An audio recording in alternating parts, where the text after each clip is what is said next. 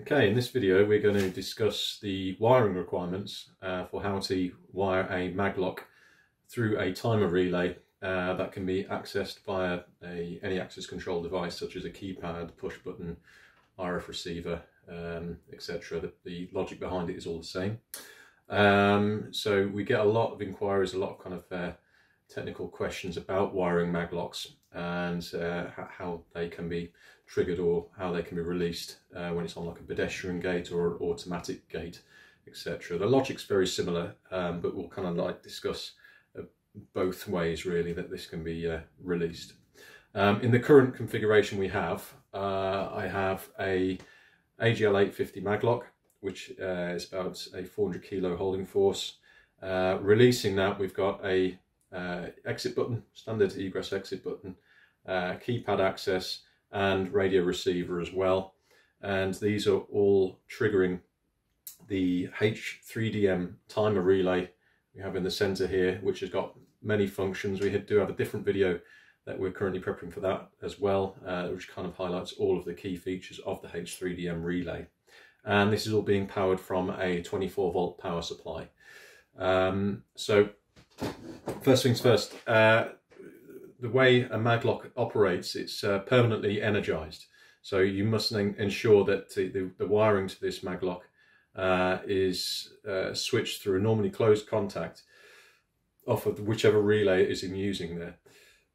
Now the H3DM timer relay we have here, the normally closed and the common contacts are terminal 15 and terminal 16. And the wiring configuration I have set up here, I'm switching the positive.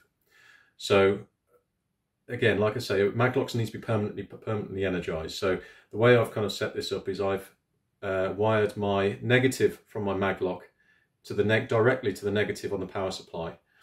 I've taken the positive from the Maglock, wired it into 16 on my timer relay, and then back out of 15 on the timer relay, going down to my positive supply from my power supply. So what that means is that when I trigger this timer relay by means of my keypad, push button, or any other access control device there, terminals from 15 and 16 will go open circuit, and that is what will drop the power to the Maglock. I'll go through a couple more terminals on this this timer relay we have here, just so you kind of can see what the requirements are and it doesn't get too confusing. So I've already mentioned 15 and 16 on this timer relay. That's my normally closed and my common. So 15 being the common, 16 being the normally closed. It does have a normally open contact output as well, for if you was using this for a, I don't know, say a strike lock or something along those lines. And that would be 15 being your common, 18 being your normally open. Being a timer relay, it needs permanent power across it. Now this particular model there can be powered from 12 volt up to 240 volt. So I've got this powered from my 24 volt supply here. So A1 being my positive and A2 being my negative. If you're powering this from mains, it would be A1 would be alive and A2 would be your neutral. So A1 and A2, that's what's permanently powering this timer relay up. You'll also notice that the last terminal at the top there, I've got Y1, which is my control source, and that's what I'm using on here. So basically the way that this is currently configured for the Maglock is whenever I put a short between A1 and Y1, it will start the timer or initiate the time sequence. So that's exactly what I've done and the way that this is wired and this is configured here. So from my normally open and common contacts off my keypad, a normally open push button, and the normally open and common contacts off my radio receiver here, all of those I've wired in parallel across A1 and Y1. And yeah, A1 kind of doubles up as a positive as well as a control source. What the Y1 is looking for is a switched connection between the positive across A1 and Y1. So that's that so far. Well, the other thing you'll need to kind of look at is the setting of your timer relay. Because this is a multi-function timer relay, there are various modes that you can set it to. And what we're looking for is a mode that they call or reference as single shot. What that does is as soon as it receives a closed contact across A1 and Y1, the time sequence will start. and the relay output will trigger. So for instance, normally open and common from my push button, it's been wired across A1 and Y1. As soon as I press that, time sequence counts down and the maglock has been released. And I've kind of signified that without putting a plate on the maglock here. I've signified that with this little LED here. So as soon as that LED comes back on, power is now reapplied to the mag. And you can do that.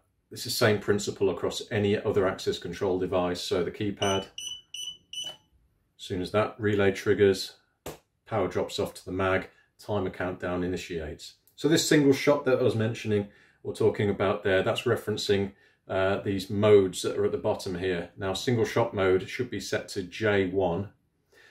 There's two other trimmers above that, and these represent the time.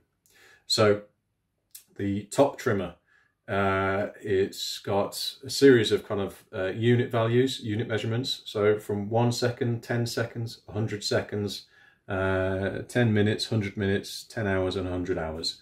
So we've currently got this set to 10 seconds. Now, the trimmer below this has got a range from 0 to 10. And what that basically is, or represents, is a percentage value of the unit that you've got above.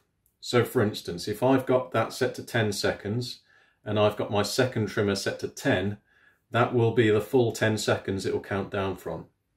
If I had my trimmer set to 10 seconds, and my second trimmer set to 5, that would count down 5 seconds.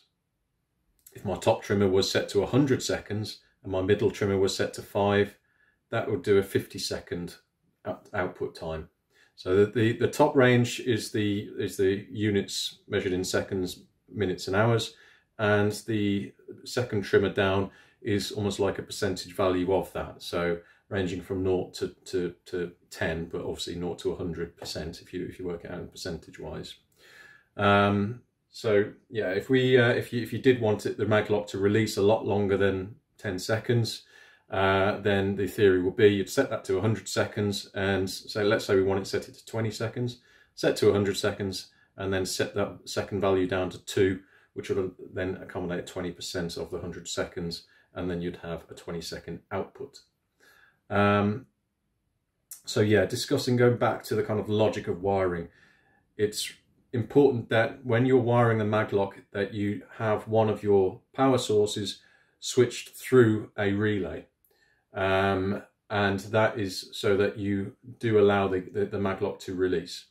So like I said before, just to reiterate, in this particular setup we've got negative wired straight to my power supply, and the positive I've wired through the relay, so into terminal 16, out of terminal 15. Relay is just a switch, so all that will happen is when I trigger this, it will just go open circuit and the power to the maglock will release. And then, so back out of 15, I'm going straight to my positive in my power supply. Hope that's helped. If there are any queries at all regarding the wiring of maglocks, or you need a specific diagram for a particular setup, please let us know, or you can visit manuals.easygates.co.uk.